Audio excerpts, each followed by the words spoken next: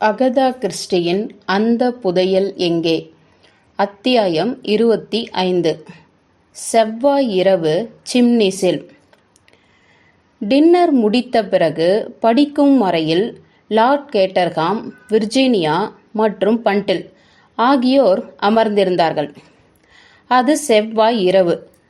திடுதிப்பென்று விசித்திரமான முறையில் ஆண்டனி காணாமல் போய் கிட்டத்தட்ட 30 மணி நேரங்கள் கடந்திருந்தன. பார்க் சதுக்க பகுதியிலிருந்து கடைசியாய் பிரியும் போது ஆண்டனி சொன்ன வார்த்தைகளை பண்டில் 7-8 தடவை சொல்லியிருப்பாள். நான் அதை பார்த்திருக்கிறேன். இதையே விர்ஜீனியா இப்பொழுது சிந்தனையாய் சொல்லி பார்த்தார்.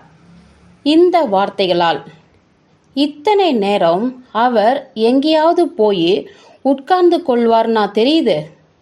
தவிர அவரோட எல்லா ஜாமான்களையும் இங்கே தானே விட்டு வச்சிருக்கார். அவர் எங்கே போறார்னு உங்ககிட்ட சொல்லவே இல்லையா? நோ என்றார் விர்ஜீனியா சிந்தனையாய். அவர் என்கிட்ட எதுவுமே சொல்லல. இதற்கு பிறகு அங்கு ஓரிரு நிமிடங்கள் அமைதி நிலவியது. லார்ட் கேட்டர்ஹாம் தான் முதலில் உடைத்தது. இதையெல்லாம் பார்க்க போனா என அசூசையாய் ஆரம்பித்தவர், இப்படி ஒரு கிராமத்து மாளிகையை வச்சுக்கிட்டு அல்லாடுவதை விட பேசாம ஹோட்டல்ல ரூம் எடுத்து தங்கி வாழ்ந்துடலாம் என்றார். அப்படின்னா ஒரு சட்டம் உண்டுல்ல, ரூமை விட்டு வெளியேறவங்க மத்தியானம் 12 மணிக்குள்ள நோட்டீஸ் தந்துடணும். விர்ஜீனியா சிரித்து விட்டார். நான் சொல்வது பழைய பஞ்சாங்கமா படலாம். வீட்டில் இருந்தா வீட்டை விட்டு எப்போ வேணும்னாலும் வெளியே போகலாம் வரலாம், ஹோட்டல் மாதிரியே. ஆனால் பில் கட்டணம் இல்லாமல், இப்படி சட்டத்திட்டம் துளியும் இல்லாமல் ஃப்ரீடமாக இருந்து தான் இதோ இப்படி இக்கட்டில் கொண்டு வந்து நம்மை நிறுத்தியிருக்கு. பெணாத்ததைங்கப்பா என்றாள் பண்டில் எரிச்சலாய். இப்போ நான் இருக்கேன், விர்ஜீனியா இருக்காங்க. எந்த சட்டத்திட்டத்தை கடைப்பிடிச்சிக்கிட்டு நாங்கள் இருக்கோம்? 12 மணி நோட்டீஸையா? எரிச்சலாக்காதீங்க. அதெல்லாம் சரிதான் என அவசரமாய் பேசினார் கேட்டர்ஹாம். நீங்கள் இருப்பதோ அவர் போனதோ பிரச்சனை கிடையாது.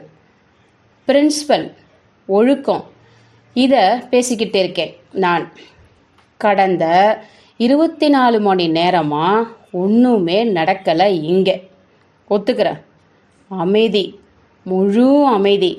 களவு இல்லை, வேற எந்த குற்றமும் கூட இல்லை, துப்பறியும் ஆட்கள் கிடையாது, அயல் நாட்டானுங்க கிடையாது.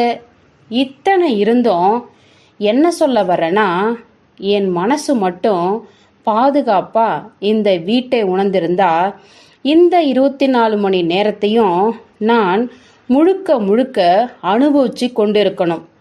ஆனால் இந்த காலகட்டம் முழுமைக்கும் நான் எனக்குள்ளே சொல்லிக்கிட்டே இருந்தது என்ன தெரியுமா? எவனோ ஒருத்தன் என்னவோ வில்லங்கம் பண்ண வரத்தான் போறான். இந்த நினைப்பே எல்லாத்தையும் நாசமாக்கிடுது. அப்படி ஒருத்தனும் வந்துடல என்று இடித்தாள் பண்டல். நாம கொடுமையாய் தனிமைப்படுத்தப்பட்டிருக்கோம்.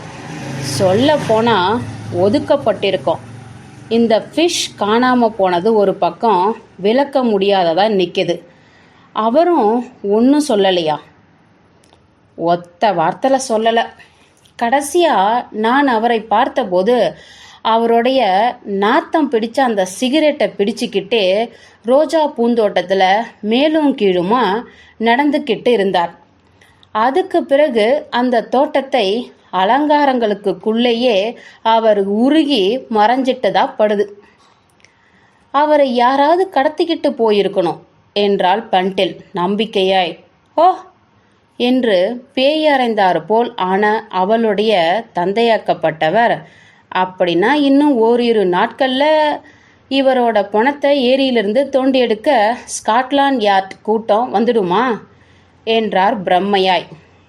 இது எனக்கு வேணும் இந்த வயசான காலத்தில் சார்ஜோட காட்டுத்தனமான திட்டங்களுக்குள்ள அகப்பட்டுடாம நான் பேசாமல் கிளம்பி அண்டை நாடு எதுக்காவது போய் என் ஆரோக்கியத்தை சீராக பாதுக்கிட்டு இருக்கணும்.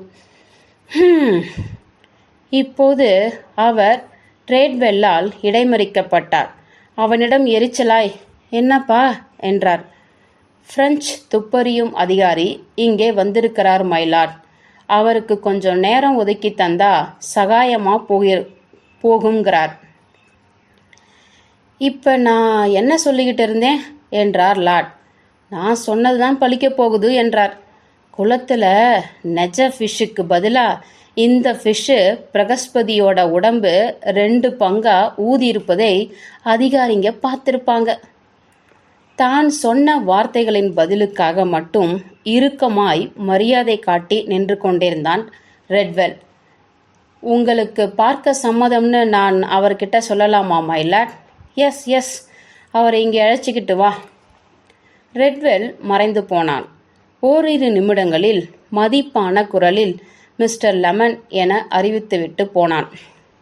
வேகமாக, அதே சமயம் ஓசை எழுப்பாத அடிகள் எடுத்து வைத்து உள்ளே வந்தார் பிரெஞ்சு அதிகாரி. அவருடைய முகத்தை விட அவரோட நடை அவர் எது குறித்து கிளர்த்தெழுந்திருக்கிறார் என்பதை பறைசாற்றிற்று. குட் ஈவினிங் லெமன் என்றார் லார்ட்.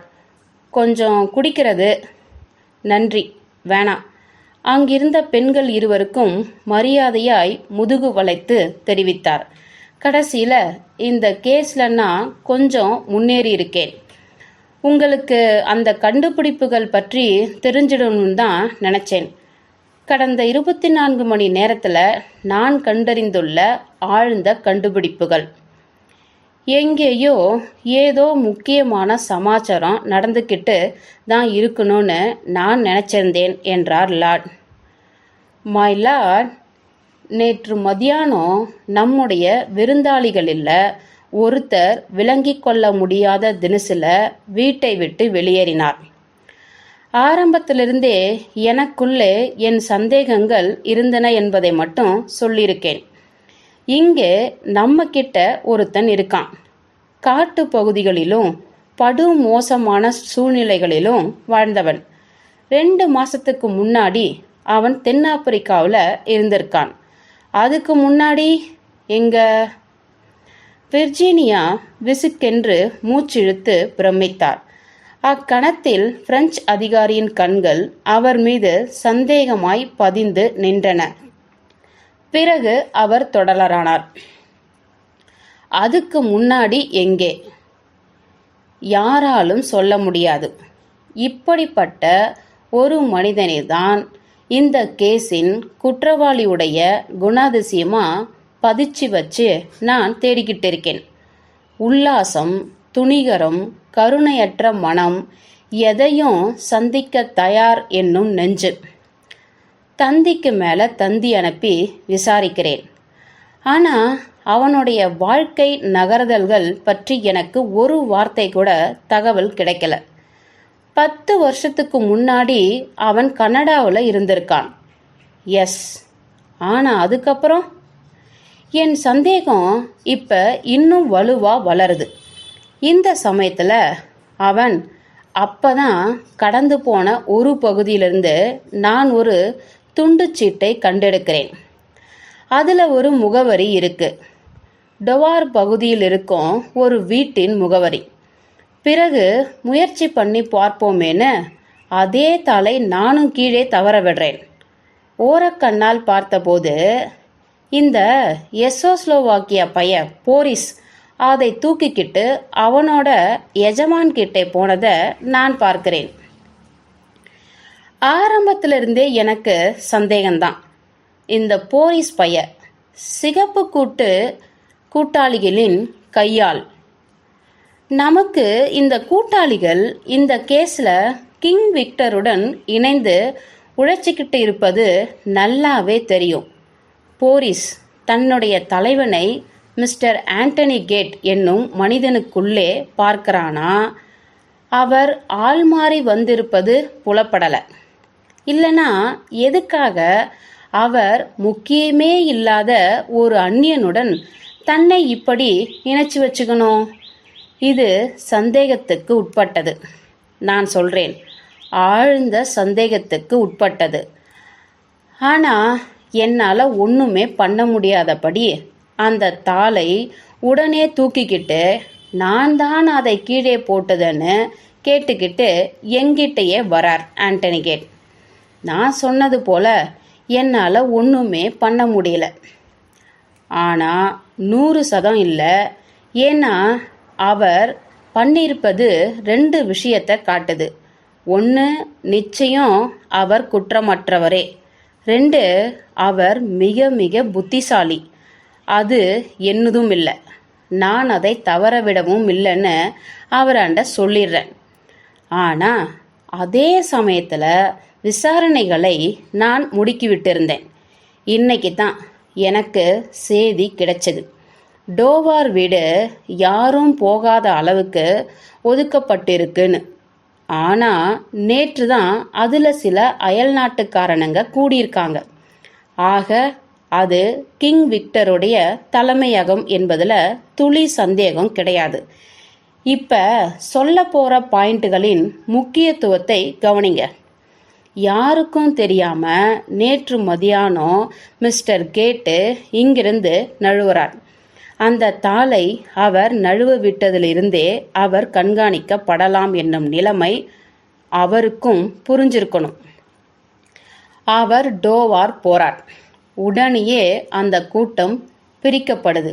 அடுத்த கட்ட நடவடிக்கை என்னவாக இருக்கும் எனக்கு தெரியாது. இதில் என்ன நாம ஸ்திரமாக தெரிஞ்சுக்கலாம்னா, மிஸ்டர் ஆண்டனி கேட் நிச்சயமாக இங்கே வரப்போவது கிடையாது. அவர்தான் கிங் விக்டர் என்பதில் நகைக்காக மறுபடியும் ஓரிரு முறை முயற்சிகள் மேற்கொண்டு பார்க்காம அவர் ஓயமாட்டார். அந்த சந்தர்ப்பத்தில் தான் நான் அவரை பிடிப்பேன். விர்ஜீனியா சட்டென்று எழுந்து கொண்டார். அங்கிருந்த அலமாரியை நோக்கி நகர்ந்து போய் நின்று கொண்டார். அவர் இரும்பு போல சில்லிட்டு போயிருந்த கூரான குரல் எடுத்து தாட்சியனியமின்றி, நீங்க ஒரு விஷயத்தை கணக்கில் எடுத்துக்காம பேசுறீங்கன்னு நினைக்கிறேன் மிஸ்டர் லெமன் என்றார். சந்தேகப்படும்படியா இங்கிருந்து நேற்று வெளியேறி போன ஆள் மிஸ்டர் கேட் மட்டுமில்லை. என்ன சொல்ல வரீங்க மேடம்? நீங்கள் இப்போ சொன்ன அத்தனையும் இன்னொருத்தருக்கும் சரிசமமாக பொருந்துன்னு சொல்ல வரேன். மிஸ்டர் ஃபிஷ்ஷின் இல்லாமைக்கும் நீங்கள் என்ன கணக்கு வச்சுருக்கீங்க? ஓ, மிஸ்டர் ஃபிஷ்ஷையா? எஸ், மிஸ்டர் ஃபிஷ்ஷையே. முதல் நாள் ராத்திரி பொழுதில் மிஸ்டர் விக்டர் ஏற்கனவே அமெரிக்காவிலிருந்து இங்கிலாந்துக்கு வந்தாச்சுன்னு நீங்கள் சொல்லலை? அதே போல தான் மிஸ்டர் ஃபிஷ் அமெரிக்காவிலிருந்து இங்கிலாந்திற்கு வந்திருக்கிறார். மிக பிரபலமான ஒரு மனிதர்கிட்ட இருந்து அவர் ஓர் அறிமுக கடிதம் வாங்கி வந்து சமர்ப்பித்தார் இல்லைங்கள. ஆனால் இது மாதிரியான சமாச்சாரங்களை சமாளிப்பதெல்லாம் கிங் விக்டர் போன்ற அசாதாரணமானவங்களுக்கு ஒரு தும்பு தூசு.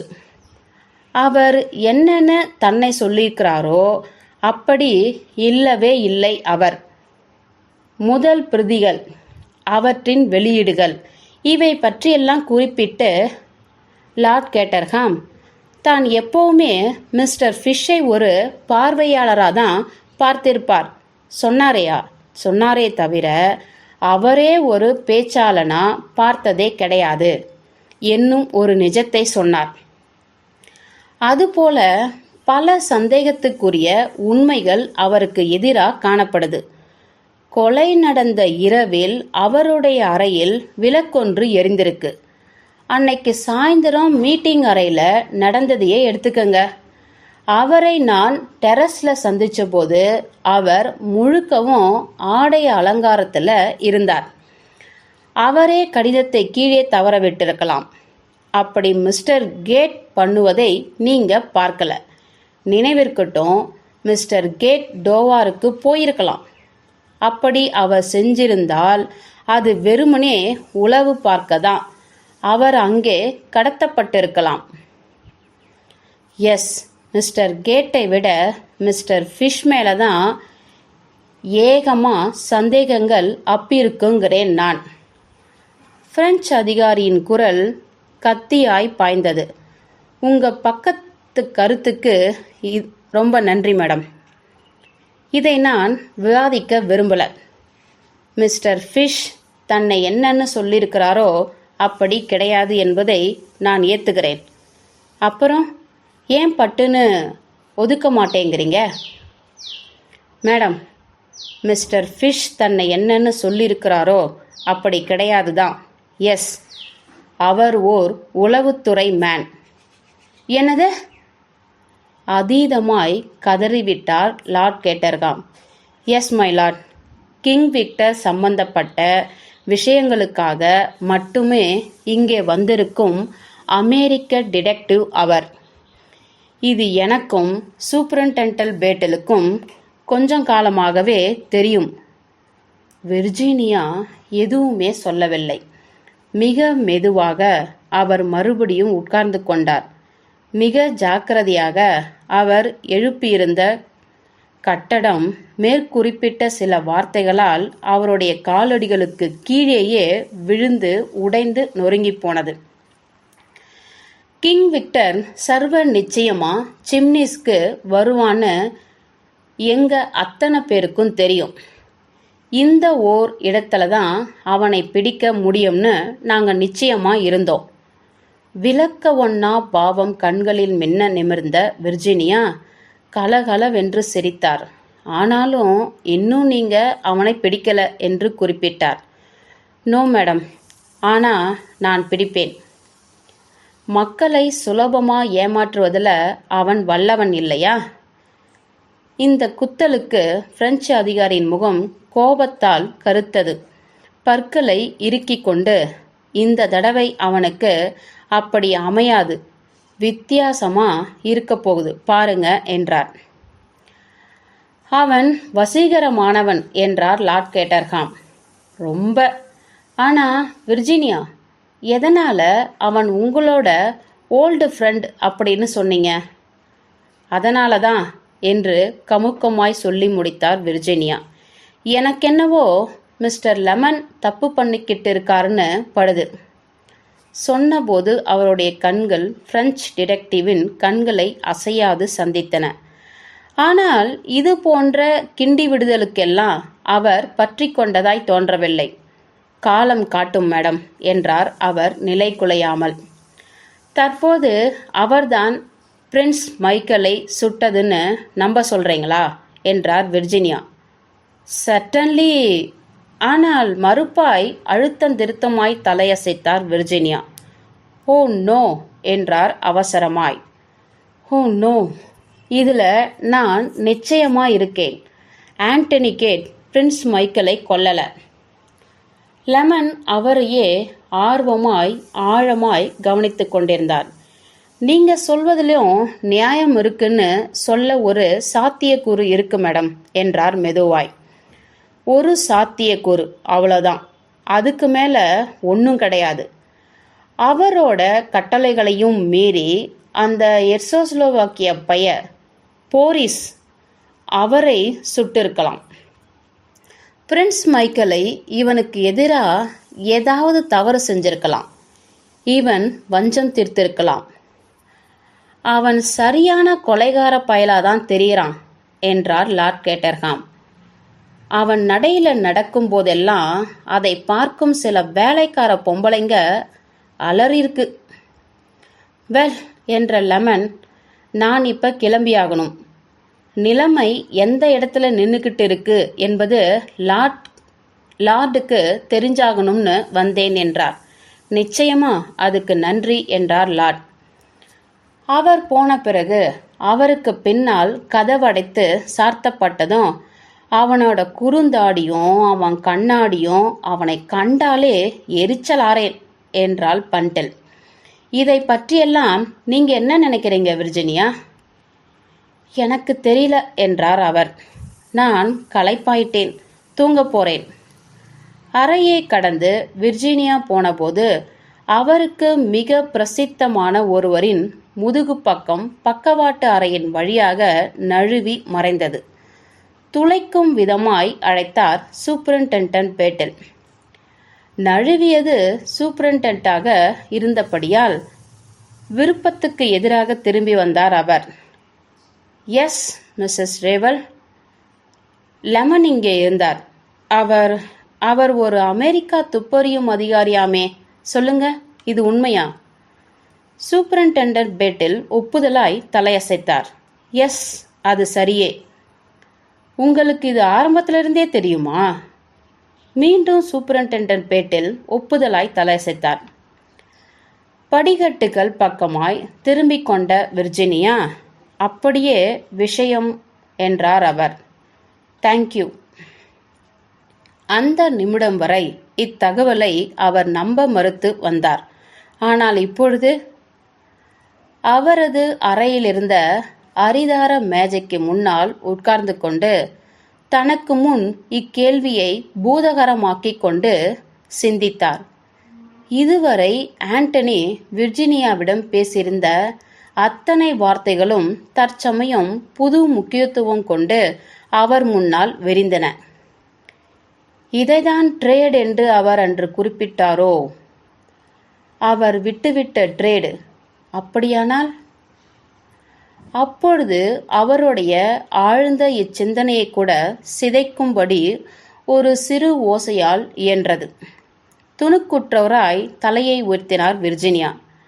அவர் அறையிலிருந்த சின்ன தங்க நிற கடிகாரம் மணி 1 கடந்திருப்பதை காட்டியது.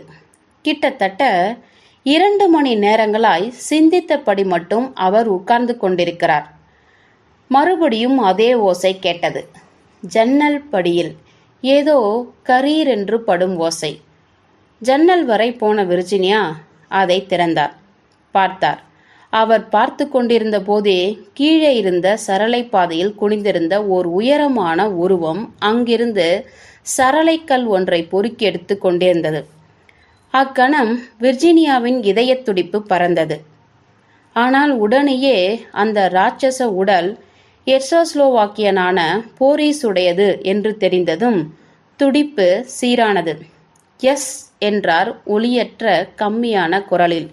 என்ன விஷயம்? மாஸ்டர் கிட்ட இருந்து வரேன் என்றான். அவனும் விர்ஜினியாவின் குரலுக்கு இணையாய் ஒலி குறைத்து, உங்களுக்காக என்னை அனுப்பியிருக்கிறார். ஒரு தூதுவனைப் போல சேதியை சுமந்து வந்து செல்லும் அலுவலக தோணியில் சொன்னான். எனக்காகவா? எஸ், நான் உங்களை அவர் இடத்துக்கு கொண்டு போகணும். ஒரு குறிப்பு எழுதியிருக்கிறார். அதை நான் உங்களுக்கு தூக்கி போடுறேன். விர்ஜினியா சற்று உள்வாங்கி தள்ளி நின்று கொண்டார். சரளைக்கல்லில் சுற்றப்பட்டிருந்த ஒரு பேப்பர் சரியாய் அவருடைய காலடியில் வந்து விழுந்தது. அதை பிரித்து படித்தார். மை டியர், அதாவது ஆண்டனி எழுதியிருந்தார். நான் ஒரு இறுக்கமான இடத்தில் இருக்கிறேன். ஆனால் இதை நிச்சயம் வென்று காட்ட வேண்டும் என்று முடிவாயிருக்கிறேன். என்னை நம்பி என்னிடம் வருவீர்களா? முழுசாய் 2 நிமிடங்கள் அசைவற்று அங்கே அப்படியே நின்று கொண்டிருந்த விர்ஜினியா அதே வார்த்தைகளை மீண்டும் மீண்டும் படித்து கொண்டிருந்தார். தற்சமயம் தலையை ஒரு சுற்று சுற்றி அறை முழுக்கவும் வியப்பித்திருந்த கண்கவர் ஆடம்பரங்களை ஏதோ புது கண்கள் கொண்டு இப்பொழுதுதான் முதலாய் பார்ப்பதைப் போல பார்த்தார். பிறகு வெளியேறினார். இப்பொழுது நான் என்ன செய்வது? கேட்டார். டிடெக்டிவ்கள் எல்லோரும் வீட்டின் அந்த பக்கத்துல இருக்காங்க. மீட்டிங் அறைக்கு எதிர்ப்புறத்துல கீழே இறங்கி வந்து பக்கவாட்டு கதவு வழியா வெளியே வந்துடுங்க. நான் அங்கே இருக்கேன். வெளியே சாலையில் கார் காத்திருக்கு. விர்ஜினியா ஒப்புதலாய் தலையசைத்தார். வேகமாய் இரவு உடையினை மாற்றிக்கொண்டார். தோல் தொப்பியையும் எடுத்துக்கொண்டார். ஓசை எழுப்பாமல் நழுவலாய் கீழே இறங்கி போனவர் சுற்றியிருந்த பக்கவாட்டு கதவின் தாழ்பாலை அவிழ்த்துவிட்டார். ஜஸ்ட் ஓரிரு கணங்கள் அவர் காத்திருந்தார்.